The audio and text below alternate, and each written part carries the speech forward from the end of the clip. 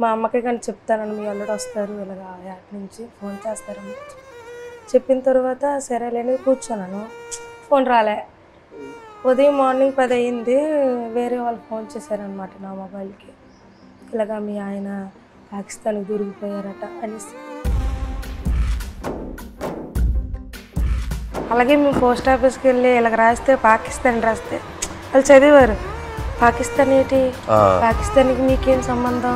మీరు అక్కడ సముద్రంలో ఉన్నప్పుడు ఇంటితో మాట్లాడాలనుకున్నా, పిల్లలతో మాట్లాడాలనుకున్నా అలాంటి పైన స్లాబ్ మీదకి వెళ్ళడం, చూడడం, టవర్ రావడం, మాట్లాడడం, ఒక్కొక్కసారి కట్ అయిపోతుంది, 2 ముక్కలు మాట్లాడడం, మళ్ళీ చేయడం.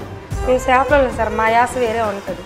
వాళ్ళు అక్కడ ఉంటుందిరా అనడానికి అక్కడ ఉంటుందిరా అనేసి మా భాష వేరే ఉంటుంది. మత్స్యకారుల స్లాంగ్ వేరే వేరే ఉంటాయి. అందులో మా స్లాంగ్ అయితే ఎవరు మాట్లాడలేరేమో, కానీ మేడం గారు అయితే చాలా మేము మాట్లాడినట్టు మాట్లాడారు. ఎవరు చెప్పలేదా? అమ్మ నాన్న వాళ్ళు ఎవరు లేదు, ఇక్కడ ఉన్న వాళ్ళే చెప్పిన లవ్లో ఉంటాం కదా, కనిపించదు అనమాట. తండేల్లో సత్య అండ్ రాజు లాగే ఒక రకంగా.